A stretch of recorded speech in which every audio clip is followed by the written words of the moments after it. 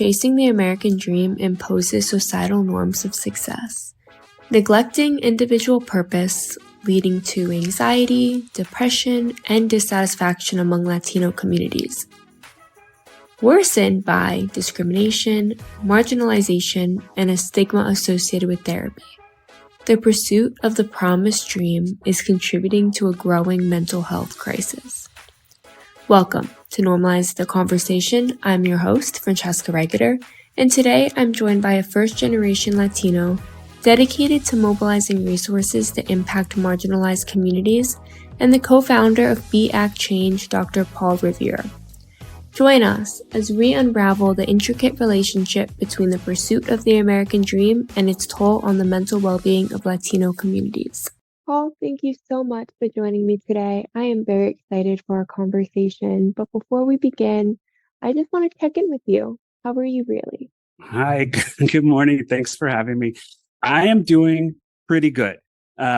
We've been, my family and I have been on the road traveling for a little over a month now. And we've just come back to our sort of home base. We travel a lot with our kids and all of that. And so it's hard to say that we're home, but we have a home base. So we're back at our home base for the last 2 days. And I feel, I think in English, the word would be that I feel disoriented because, but it's not quite right. Disoriented, like orientation is your direction, right? Like you're disoriented and you don't know what direction to go. And that's not exactly right. My first language is Spanish, actually. And so in Spanish, we would say que estoy desubicado. And desubicado is more like I don't know where I am. Like it's this sort of unsettled feeling. It's not that I don't know where I'm going. I'm just like, where am I? kind of a thing, and it's getting used to that again and getting used to the routine. But, it's also nice to be back in my gym routine. And I've started, trying to consume as much water as I'm supposed to, which is really hard because it's an incredible amount of water that as a man, you're supposed to drink. Did you know you're supposed to drink over 100 ounces? Adult men are supposed to drink over 100 ounces a day, which is basically 3 liters of water. It's a lot of water. That is a lot of water. And especially when you're traveling, I know for me, whenever I'm traveling, which is weekly, I never drink water. It's so bad. It's really bad. It's really, I'm the same. I mean, we travel months at a time throughout the year, and it's not possible. One is that you're on the road and you just don't want to go to the bathroom that often. You know what I mean? And then it's not always available. I don't always travel to places where there's easy access to clean water all the time, so it's tough. But so, it's that I'm doing pretty good. I'm excited to be here and doing fun stuff with you. And, we're at the end of our book tour. So that's been craziness. We've been, LA, Boston, New Orleans, Miami. So, it's craziness, but it's good craziness. You've been everywhere. I'm so excited for you that you're wrapping up your book tour. Tell us a little bit more about your book. So the book, I'm the vice president, co-founder of our company, which is called BeActChange, which I run together with my wife. And she's listed as the main author on the book. So she's Esther Zeledon. And the book is called Creating Your Limitless Life with Chasing the American Dream Crossed Out. So it's a really interesting book. A good portion of it is her life, her memoir, her journey, which is really impactful, as an immigrant, someone who almost died as a baby, and then, all the things that she's gone through. And then really breaking away from the social molds and really the cultural expectations that are placed upon you as an immigrant or child of immigrants, and what's expected of you, and how that limits you, how that impacts you, and then sort of finding the path to break free from that and really be true to yourself and find your voice and your purpose and your authenticity and creating the path towards living it. And that's really what the book is. So half of it is sort of memoir, and then the other half is sort of the step-by-step guide. And as we walk people through not just finding their purpose, but really how to live it. And it's one of the things that we thought was a real lack in the market at the time when we wrote the book, that there's tons of books out there. Everything says, it's really important to have a purpose and to find your purpose, but relatively few tell you how to do it. And even fewer tell you about resilience. And we focus a lot on resilience in the book, in terms of, the reality is that life gets tough sometimes, things get in the way, things happen. No matter how much you plan, life happens, whether you want it to or not, and it's not about hiding away and trying to protect yourself, but learning how to deal with those ups and downs and to keep progressing on your path towards your purpose, towards your legacy, even when times get tough. That's so important because that's not a skill we learn. We're No, kind of taught that we're kind of given this idea, honestly, that life isn't as difficult and doesn't have as many curveballs as it does. And then it's like you fall, you're supposed to just get back up, and no one gives you the tools to get back up. right. And when you get knocked down so many times and you don't have any new tools to help you get back up, how do you get back up? There's not a lot Exactly. of guides, there's not a lot of support in that. So I love that you've created that kind of step by step on here's how you can start working toward what you deserve. And it's really focused on the individual, because everybody's different and everybody's resilience tools are different because everybody's trauma is different too, so like it's anyway, just to give it away at the beginning, actually, a big part of our resilience scheme is understanding what you've gone through, how you got through it in the past, and then recognizing that those struggles that you went through are likely to struggles that are going to keep coming back. If it's depression, if it's anxiety, if it's anger, if it's whatever it is, those are the struggles that are going to keep coming back to you. And thinking about how it is that you overcome them and how you get past them in the moment, and then integrating them as part of your everyday, like integrating those tools, not just in times of crisis, but as something that keeps you balanced and keeps you focused in your everyday, and so like one example, and Esther, my wife, talks about it a lot. We've undergone this whole entrepreneurial journey in the last couple of years, building our business, our coaching business, and all of this, and publishing the book, and all of these things.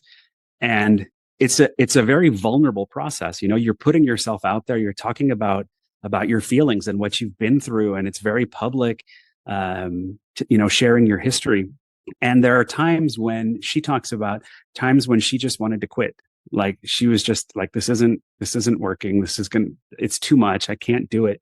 And those are the things that she's overcome, that imposter syndrome, that overthinking, the people pleasing, right? That everybody's going to be mad when they read my book kind of a thing, And so she talks about how one of the things that she does is that she has a folder of all of her testimonials, like a digital folder, right? Of all of her testimonials. Anytime anybody says, you guys have changed my life, or this was amazing, like she screenshots it and puts it in.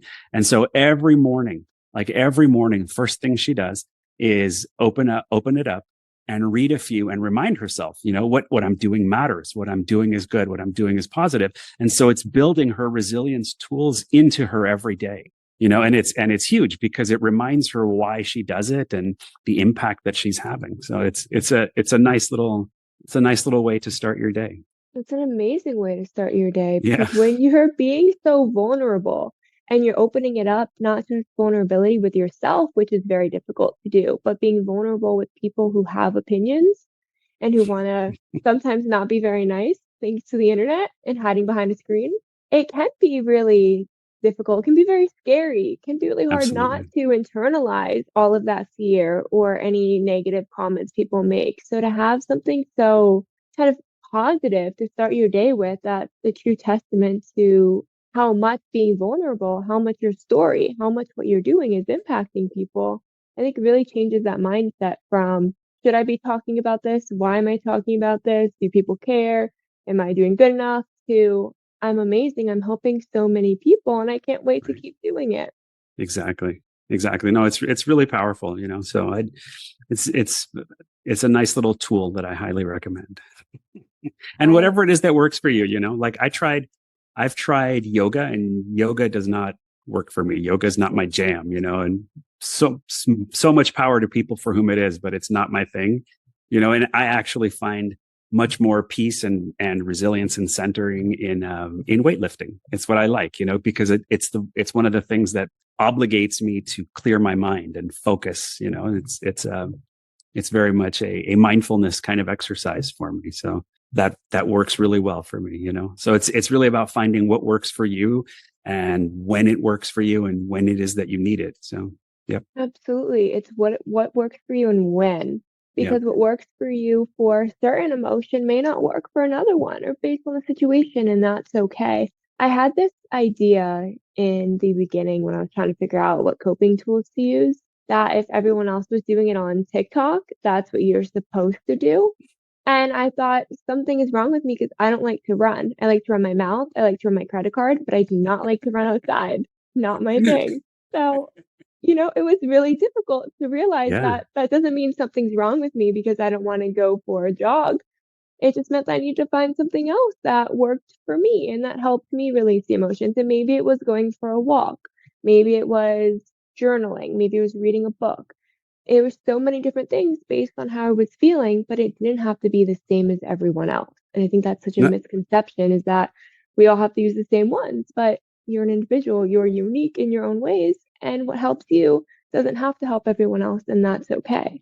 that's exactly right. I was just literally this morning, I was reading, there's an article that got published in the New York Times just a few days ago about these workplace wellness programs that, companies have them. They spend millions and millions of dollars on them to try to enhance employee wellness. And the study that just came out, it's controversial. It's only one study, but, there's a study that came out that said that basically those workplace wellness programs have almost no effect at all. And that things focused on stress management actually give the employees stress.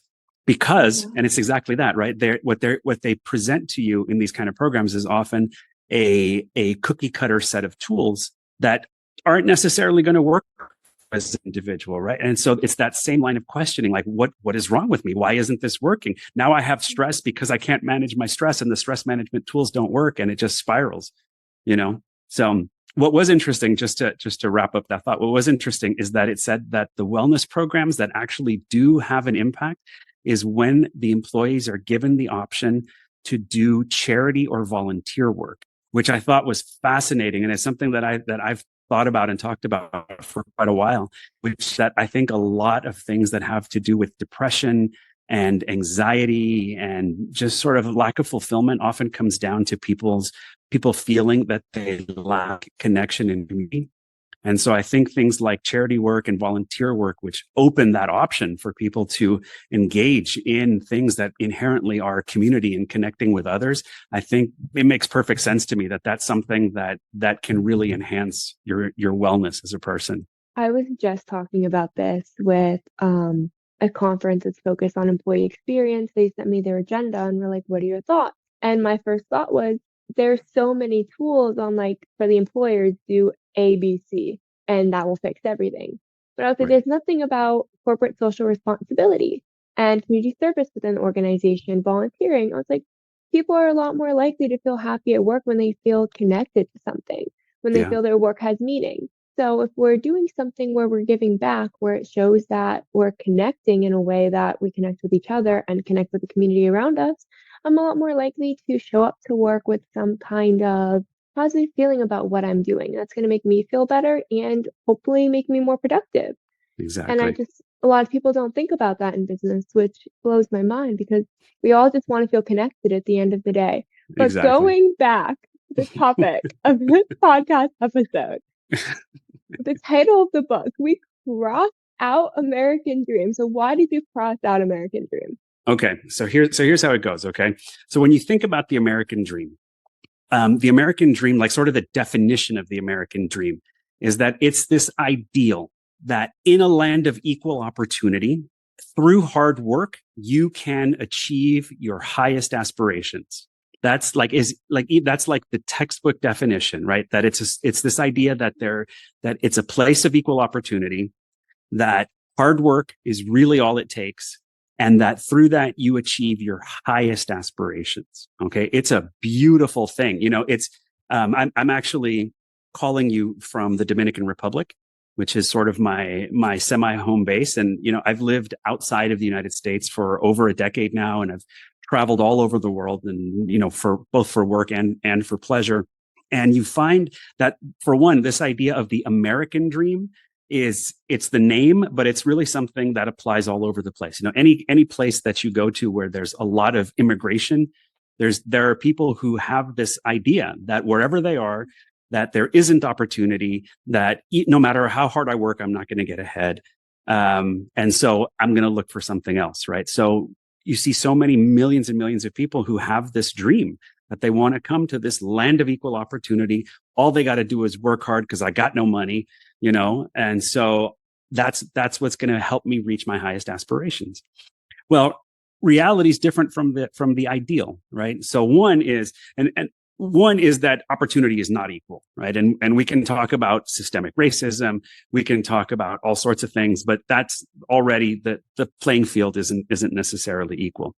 The second piece, though, is that the ideal is that you can achieve your highest aspirations, and I think we forget that the definition is it's not about the check marks that the American dream has become. And so that's a lot of what we talk about, that in practice, the American dream has become this series of check marks in a lot of ways. Like, do you have, when you get married, when do you have kids? What kind of job do you have? Have you bought a house? And have you done all those things by a certain age, right? So there's a fixed set of indicators and check marks, and there's a timeline attached to it. And that's a tremendous amount of stress. It's a tremendous amount of stress because, one, those things are really tough to achieve. They're really tough to achieve authentically. And that's sort of the biggest question. Are those the things that I wanted in the first place? I was born and raised in the United States, and I choose to live outside of the United States. I think that I come closer to my American dream outside of the US than I do there, So, and then the other side of it is that I think that it is limiting. I think that the American dream, like, even if you've achieved it, and I can say this because I have in my past had all those things. I've had the job, the title, the money, the house that my job paid for, the private school that my job paid for my kids, and all of that.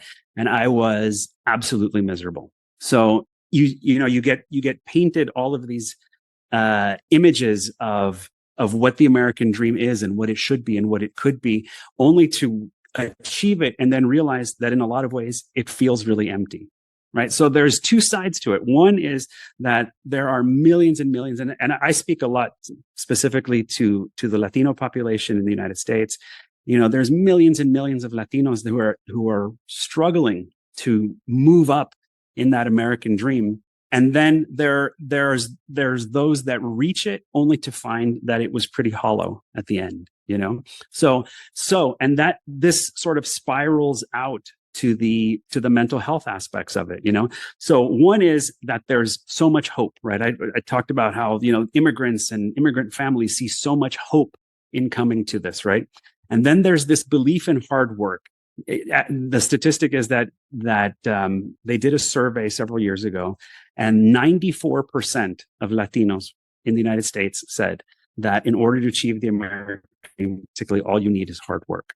So there's a huge belief in hard work, and then the idea that hard work will lead to success, and that success by extension leads to satisfaction. And I don't know how it is in other communities, in other cultures, because at least in the Latino culture, we rarely talk about happiness or fulfillment or anything like that. So it's more about satisfaction. Like, success will lead me to being okay, But go ahead. I was going to say on that note, I had this conversation recently with older family members. My grandparents came here from Italy, and they had no money when they came to America, and they ended up building up a very, very nice life for themselves. And I tried to explain to them that the American dream that they knew back in 1950s is not realistic in today's world anymore. No. You can't move to the country with $63 in your pocket and then suddenly be able to buy a bunch of land, build up shopping centers, sell those shopping centers, make all this money, and do all these things that hard work gave you the opportunity to do. because back then everything wasn't built up. There weren't a million jobs with a million people working in a million jobs, right? There wasn't as high of inflation. We have all these other obstacles and barriers. And I think that when you're talking about the American dream, what came up for me is it's so outdated in this world of 1950s, 1960s, when the American dream and this idea that hard work solves everything was a lot more reasonable and realistic than in today's world where you're going into debt just trying to go to school so that someone will hire you to get a job. Yeah.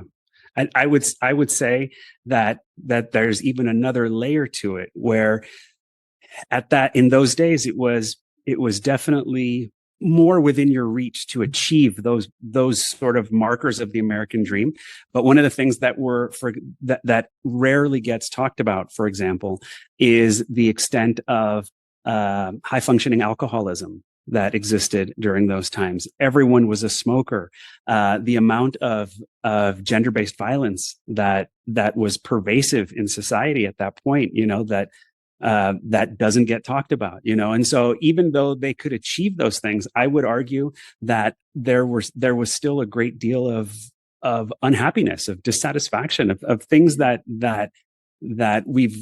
kind of got covered up because, well, you have a good job, you have a house, so those are the things that just come with the territory, and I still think it doesn't have to be that way. Absolutely. And it's so true. You have the house, you have the job, you're married, you have kids, like you have these checkpoints. So your life must be perfect. You must be Exactly. happy. And then when you get there, you have all these things and those symptoms or feelings of depression, anxiety creep up. It can feel really difficult because you're like, well, I have everything I'm supposed to have. Well, how do I feel this way? What's wrong with me? And it's an internalization of Yeah. instead of a understanding and awareness that reaching all these little checkpoints and milestones isn't what makes you feel good inside. And that's okay and that's normal. And as I think about it, I think about my dad a lot. So my dad's from El Salvador. My mom is from Mexico. My dad's from El Salvador. They met in the U.S. And my dad always talked about wanting me to be an engineer. Like that was their dream for me, that they wanted me to be an engineer.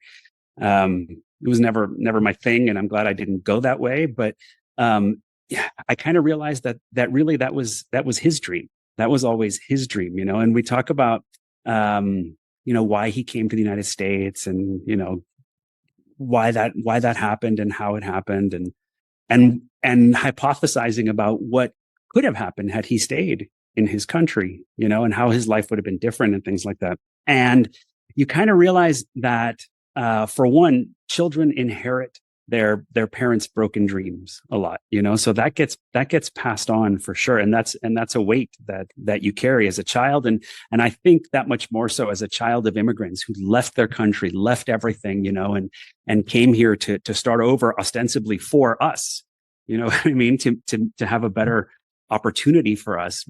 But you realize that they paid a heavy price in a lot of ways because they had to let go of some of the things that were their dreams, that were their purpose, and that's something that we don't talk about very often at all. And we don't think about so much when, especially as sort of like the first gen kids like me, we don't think that much about what our parents left behind and what their dreams were, because we've only seen them in this context, And so, when I think about the American dream and sort of reshaping it somehow, for me, it's really important that it starts with connecting with your purpose as an individual. And I've been, as I said, I've been everywhere in the world. I've been to over 115 countries. I've met thousands and thousands and thousands of people from country presidents to fishermen and farmers and, everybody in between. And I firmly, strongly in my core and in my heart believe that everyone has a purpose. Everyone has a reason why they're here. And I believe that everyone should have the right to try to live out that purpose, And so for me, what's missing in the American dream as we normally talk about it is it's that connection to your purpose, recognizing that each person has uniqueness and unique value to contribute. And so much of the work that I do is helping people, one, understand what that purpose is for themselves, and then teaching people how to align their actions to that purpose. And that alignment is hugely important, right? Because when you understand who you are and where you're coming from, and then you see that your actions are supporting that inner core in you, it's a great, strong feeling that you can build up inside you. That's why our book is called Creating Your Limitless Life, because when you feel that you are aligned that way, you feel like you can fly, and that's how I want everyone to feel. And so for me, like when I think about the American dream and really redefining the American dream, for me, it's especially as I think about like Latino and immigrant communities, and I know that that's my lens, but I think a lot about like reshaping the dream to be thinking about one where we're enabling individuals to uplift their community through their purpose-driven action and the resilience tools to stay on that path, which is sort of the summary of our book in a lot of ways, right? And I mentioned that, but to me, that's the American dream, right? When you have the ability to live out your purpose, to keep going even when times get tough, and that through that you make your community stronger, and that's the other thing. I think that the American dream, as we talk about it now, is very individualistic, right? It's about my wealth and what have I gathered. It's so easy to be so caught up in my accumulation that I forget about community, that I forget about the environment, I forget about whatever it is, And I think that a true American dream is one where you're true to yourself, and that by becoming the best you that you can be, you actually make your community, your state, your country, your world a better place. Absolutely. I think one of the most powerful things you can do in your life is figure out who you are and who you want to be, and then chase after that in the most authentic way. Yeah. It's this, like you said, idea that you have to have so much money and have this job, and it's just going through the motions. And so many people don't even know what would make them happy. They have no idea what would make them happy. They have They've no never idea been asked. right? And they don't know why they do what they do. They just because that's what I was taught, that's what I was told. And when you feel so disconnected from yourself, that can be really difficult to have any support within your mental health. Because when you, Yeah. at the end of the day, the only person you have is you. You always have yourself. And if you don't know who you are and you don't feel comfortable and safe within who you are, that can really make it difficult when those dark days come. And that's really important. When we think about the sort of mental health side of things, the statistic that I read was that 4 million Latinos every year undergo an extreme depressive episode. It's a ton of people, 4 million Latinos every year. And I'm not a psychologist, but I understand that an extreme depressive episode is not just I feel sad or I'm having a bad day, but it's to the point where I'm struggling to function, And when you ask Latinos, when they were asked, about sort of the root of those depressive feelings, it can be encapsulated as saying that they feel like they're not reaching those check marks of the American dream, right? They feel that they're not making enough money, they're not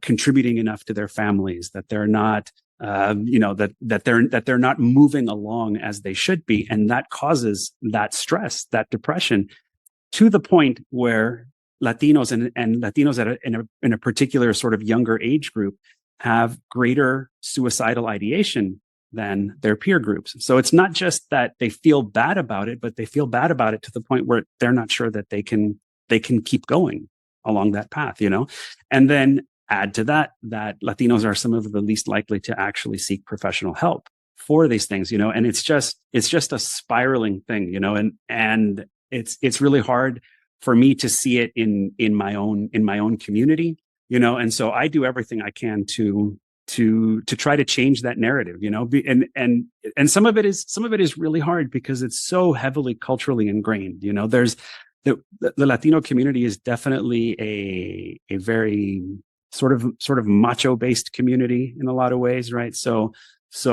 anything like that is just weakness, and there's nothing worse than weakness. If you follow any of the the Latino things on Instagram, there's so many jokes about the chancla culture, which is chanclas or flip flops, right? And there's so much fame about, the Latina mom who smacks you with the flip flop or throws it at you and just sort of, like tries to smack some sense back into you. And it's funny. It's meant to be funny, but the truth is that that's what happens. That's the message that we're given, and that's what we carry with us. And it's harmful, that this idea that it's not okay to seek help, that you just sort of suck it up and keep going. Don't be such a baby, kind of a thing, or that you just don't talk about it, right? Your problems stay inside the house. You don't share what's going on because God forbid what others might say. So there's a whole sort of conversation that needs to adjust, that needs to be modified for us really to move forward as a community in a much more positive direction.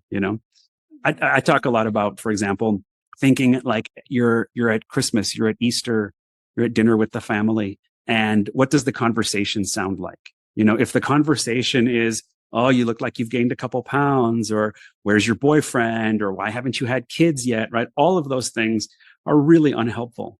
You know what I mean? Like, it's so much more helpful. And it seems strange at first to ask things like this, but what about things like have a conversation about, hey, what's your highest aspiration? What do you dream about? And then how can I help you with that? And then having in your mindset of one, not being judgmental about it, and like, I know this isn't just a Latino thing. Have you ever seen the movie, My Big Fat Greek Wedding? Yes. Right. And you remember, I don't know, this may be a detail that only I picked up on, you know what I mean? But you remember that there's the main character and she has the brother, and the brother is always trying to draw a new menu for the restaurant. And the dad keeps blowing him off. And he's, his passion, he loves art, and he wants to draw, and this is how he wants to contribute, and he keeps getting blown off. Like, he keeps getting judged for it. That's stupid. It's just a hobby, whatever it is. We see that in the Latino community too, right? That there's a tendency to, when I have a love, when I have a passion, when I have a dream that falls outside of what we've been told is the norm. This is the set of things that Latinos do. So if you're going outside of that, that's not okay. And we need to have that conversation, that part of support is being non-judgmental and accepting that everyone has uniqueness, everyone has value, and that allowing people to really live out that purpose and explore it is how they're going to be the greatest possible contribution to themselves, to their family, and to their community. I have so many things to say to that because it is so true. But I want to do a PSA to family members at the holidays, at the table. Stop asking people why they don't have kids, why they don't have a dream job. Let's change that, please. So many times I'm just like, goodbye, gotta go. No, and you know what? That is a great strategy. That is a great strategy. There's a whole model of reaction and response that's called exit, voice, and loyalty. Right? Exit, voice, and loyalty. And when you're confronted with an adversarial situation like that, you have the choice to either vocalize and say that this is not acceptable. You have the choice to go along with it, and that's loyalty, or you have the choice to just get up and walk away, and that's exit. And sometimes exit is your best friend. You don't have to be there. Yeah. It really is. But I want to go back to what you said about the culture in the Latino community. I took a multicultural counseling class, and I remember this research article we read. And one of the big things was, so it's so hard to reach out for help because it's so ingrained in the culture that, this is a conversation that we don't even want to have at home, but it's definitely Right. not leaving the house. You Right. have to be strong. You have to just get through it. But then there's this added layer of when a lot of people finally do reach out for help, a big reason people don't maintain help is one, a language barrier, right? When English isn't your first language, and sometimes you just don't have the words to express what you're feeling Yeah. in English. Yeah. And the therapist can't relate, and there's that barrier. Another big thing was the way that different cultures interact and the way that someone may respond to, I'm finally opening up for the first time and I'm saying this, and I've never said it before out loud. And if a therapist doesn't respond with the right kind of empathy and compassion and understand where someone's coming from in their culture, it can completely impact them ever reaching out for help and coming back. And I think that's just such an important component to talk about is not only is it so difficult to finally reach out for help and find a therapist who's available, but therapists need to be aware and need to be cognizant of other cultures, other communities, and how they can be beneficial and how they can be supportive. And if you don't know anything about a community, like look into it, research. You have the internet, you have books, you have podcasts. There are things you can do. You can even ask your client a question in a respectful way and not in a you need to educate me, but how can I best learn and support you? So I think that's just such another important piece is so many people. I mean, you're saying 4 million Latinos are having these severe depressive episodes. And it's so easy for people listening to probably go, well, why aren't they reaching out for help? They Right. should just reach out for help. The stigma is not what it used to be. But the reality of it is the stigma still very much exists within the communities and within family settings. And then when you don't have therapists who are culturally competent, who understand and are willing to work with someone and to show up in the way they need, that's also an added barrier. That's right. I would agree 100% with everything you just said. I'm still trying to get my mom to come to sit with a therapist for a while because I think there's a lot of stuff she should unpack. But and it's fascinating. As I said, I spend a lot of time in Latin America, and my therapist is in Latin America, and I would say that there's also a very different approach to therapy in Latin America versus the United States. And something for people to think about, I guess. I think that in the US, a lot of therapy is very gentle and very question based, and trying to bring the person around to their awareness and understanding. And I completely understand the value of that. However, our culture is oftentimes a bit more blunt. And sometimes people respond to that, so I know that my therapist, and I really appreciate it when she does this. I'm telling her about some situation and she will look me dead in the eye and say, well, you really messed up there. And I'm like, oh, dang, I knew it, but it doesn't leave me hanging. And I appreciate that. There's a directness that I think is really useful. That I had never experienced in lots of times trying therapy in the US. So something to think about. And it's part of that sensitivity. It's not always that softer is better, and sometimes a direct approach is better. And things along those lines. It's been a really interesting journey, even explaining to my family that I go to therapy. That idea, and they're like, well. They see me as a super high achiever. I have a PhD. I've done all these things, and they're like, "Well, your life is great. What's wrong?" And I'm like, for one, it's not even just that something may or may not be wrong. It's that this is part of it's my spiritual hygiene. This is something that I need to do to cleanse myself of the things that are weighing on me. Sometimes it's not even about fixing a problem. This is just part of my health. Just like I exercise, I do this too, and it's really having that level of conversations with our family members. And that's another big thing, and this takes, it takes some guts and some gumption a little bit, but you kind of have to be the person who's willing to start having those conversations, sharing how you feel, sharing the things that you do. And I mean, your podcast is called Normalizing the Conversation, right? And that's really what this is about. It's really normalizing this idea that sometimes you need help. I don't always feel great, that I don't always like what you're doing or what you're saying. And it's okay. We can have a disagreement about it. We can talk about it. I think there's a lot of ways that society could be made better off, if we were so much more willing to openly talk about the things that are bothering us. Communicate in a respectful way, which means Absolutely. listening and talking. It's not just talking. Listening That's right. is key. But I love the way that you kind of explain it with your family. Because for me, when my family's like, your life is perfect, why do you need therapy? I'm like, because you think my life is perfect. Exactly. I'm like, because you think that all the time, everything's great. And you don't see a lot of things. Maybe like the negative thoughts in my brain are keeping me up till 2 a.m. because inflation is so high. Am I ever going to get a job that can support the cost of living? How about that? So I'm a lot more, I guess, blunt in that sense, where I'm like, you love you parents if you're listening. Probably not, but if you are, Love you guys. I think it's interesting also that people think about, I think people tend to talk about mental health in a very static way. Like it's a goal. I've reached it and now I'm good. You know what I mean? And the reality is that every day is different. Every day you wake up, every day, like the world is dynamic, so every day something is going to push you in one direction or another, and every day you have to be making those adjustments and reaccommodating yourself to the new reality you wake up to all the time. And it's work every day, and it's something that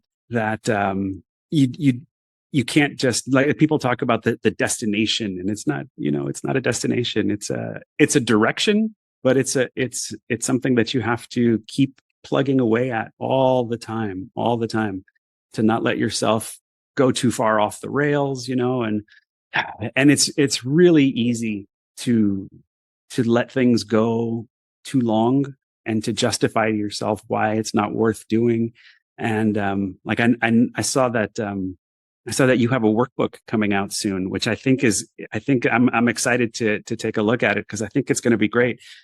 But there, like, I know that you have a section there on negative thoughts, and the negative thoughts can so quickly run away from you. I have my oldest child has gone through a couple of suicide attempts, and I'm glad that's behind them now. But it's the sort of thing that really makes you think, about all the things that we could be doing and all the different conversations that we could be having to not let our loved ones get to that point. It's impossible to not think about, not so much what could I have done or what could I have said, but how could I have created a different environment in which that person felt safe enough to tell me beforehand what was happening, or how could I have created the space for them to feel okay saying, you know what, I don't feel good. Something's not right. And maybe I can't pinpoint it. And, you want to provide all the support you can. And it's not a matter of not enough love or not enough energy. It's just, I can't know if I haven't created that space, and I think it's supremely important for us to be able to start having a different kind of conversation. Absolutely. And I think one of the big things I'm sorry you've gone through that with your kid. I know that for my parents going through that with me, it's not easy, especially as a parent. And one conversation that we've had is there's not enough conversation on what's kind of normal and what's a warning sign. I'm using the word normal like very loosely. But what is a typical amount of negative thoughts that make you kind of question something and then work towards something? And what is negative thoughts that are ruminating through your brain that you can't spin into any form of encouragement, that are impacting your self-esteem, impacting your ability to function, and your desire to survive? There's not enough conversation there's this idea, trying to say this so correctly, there's this idea that, like, everyone has negative thoughts. If you've never thought about suicide, you're not human. Someone said that to me recently, and I'm like, well, there's a difference between, I'm just done with everything today, and I have an intention and plan to end my life. Right. But when we're not specifying, we're not talking about it, we're not educating people on it's okay to reach out for help no matter where you are. But if you're at this point, you really should reach out for help, and there is support available, and it doesn't have to feel like this.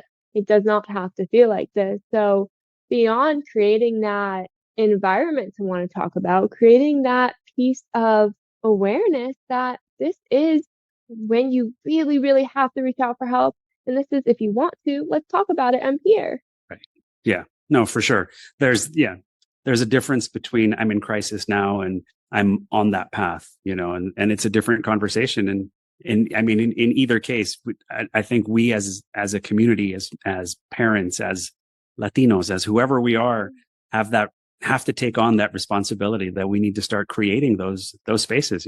It's impossible not to see that there's an increasing mental health crisis happening out there, and we can't just let it we can't just let it continue. It's harming our children. It's harming our parents. It's harming us, and we have the power and the energy and the means to do something about it. And I think it's incumbent upon us to do so. Absolutely. As we're wrapping up, there's one thing we talked about earlier, which was purpose, finding your purpose.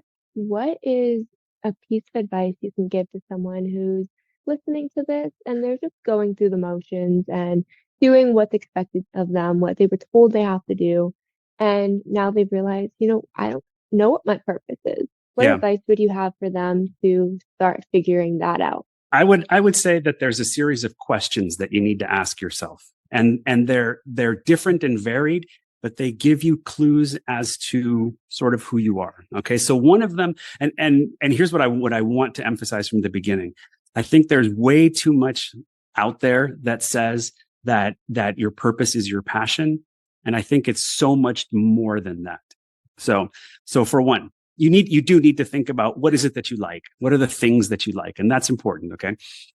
But other things are, for example, I love to ask people the question about to think about who were their childhood heroes?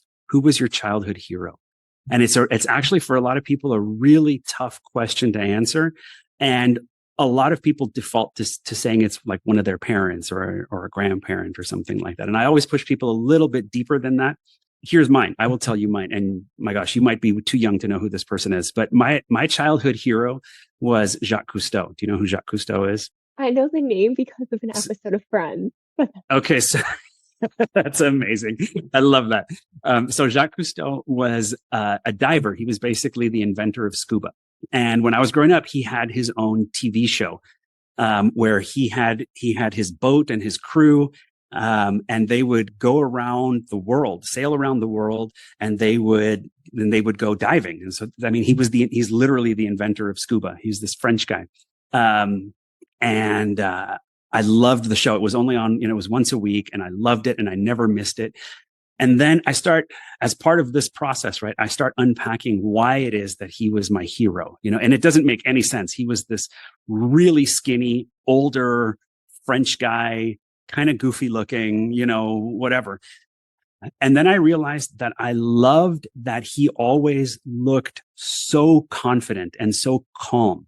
So he was the guy that, they're out at sea, stuff goes wrong, and he always was like, okay, well, a challenge has come up. Let's see how we can solve it, and so that calm confidence I loved. And then I loved how he would, when he was on shore, when he was meeting people, how he treated people. I loved that, wherever he went, he was there and he was so interested in them and respectful and sharing their food and having a drink with them and talking to them about their lives and all of that.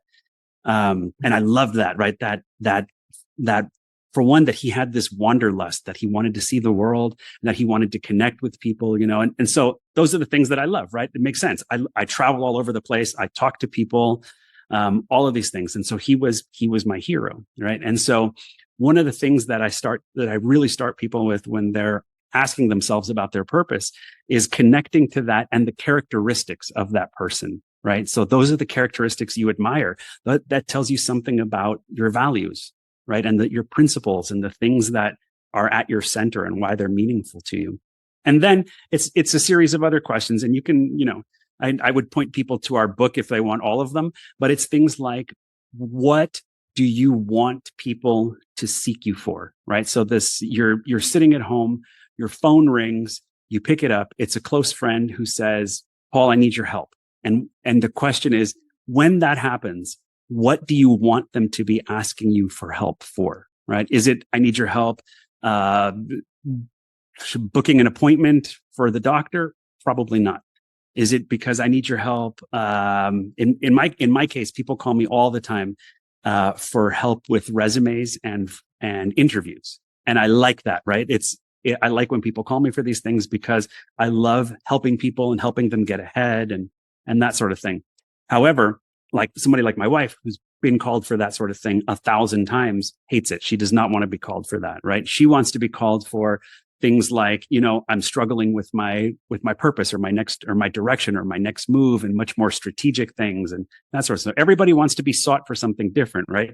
And that tells you something about the value that you bring and how it is that you solve problems and the kind of problems that you want to solve, right? And so you can see, you start piecing together this puzzle, and it's all sorts of things. And it's about asking your questions about your resilience toolkit and what are the things that help me along that path.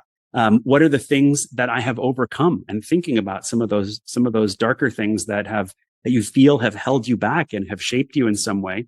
And then I think it's really important also to talk about like this legacy exercise and how it is that you want to be remembered. If for some reason you were gone today and your funeral happened today, what would people say? And are you satisfied with that? And thinking about, then if you're not satisfied with that, what would you want them to say? How would you want to be remembered? And then having an understanding of sort of your A to B. What's that gap in your life, and how it is that you can start building that out.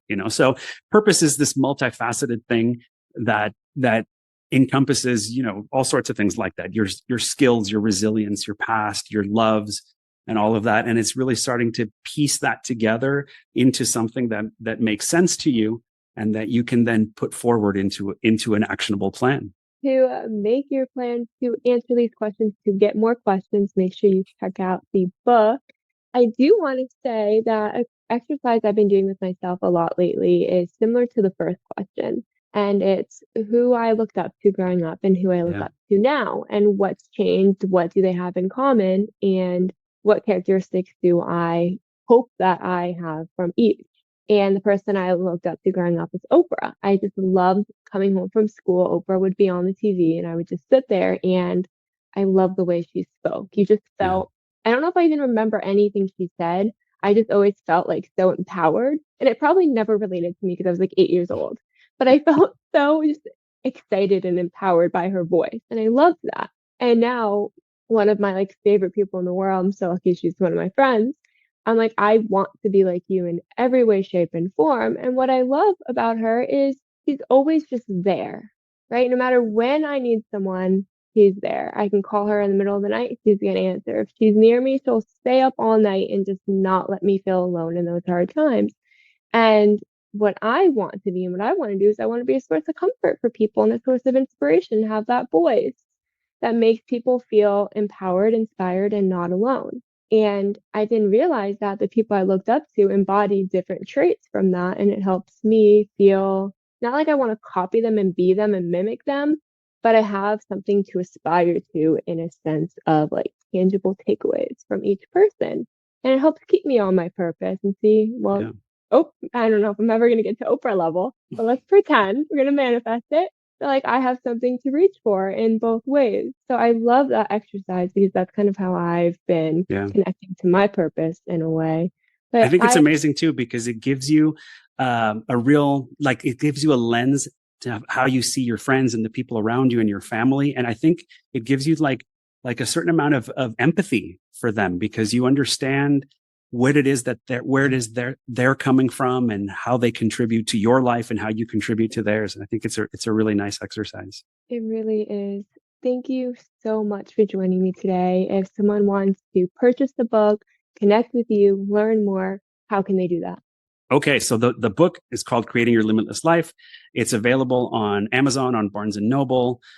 It's worth saying that we have purposely priced the Kindle version of the book at 99 cents. And there's an accompanying workbook also. That's also 99 cents. And that is not a promotional price. That's the price for the Kindle version. And we've done this, really consciously wanting to make sure that access to this kind of information isn't a budget issue. You know what I mean? If you need this kind of thing, you can get it for $1 from us. And that's something that we've done very purposefully. You can grab it on Amazon, on Barnes and Noble. We have a website called BeActChange.com. We're on Instagram, be.act.change. If you want to connect with me on LinkedIn, I'm there as Dr. Paul Rivera. Thank you so much for listening to Normalize the Conversation. Don't forget to subscribe, rate, and review. This podcast is an initiative of Inspiring My Generation, focusing on normalizing the conversation, bringing education and awareness to the forefront, and amplifying global voices to spark change and hope. Inspiring My Generation is a 501c3 nonprofit organization on a mission towards suicide prevention through awareness, conversation, education, and support. Connect with us on Instagram at Inspiring My Generation and visit our website inspiringmygeneration.org to learn more about our work and how you can make a difference.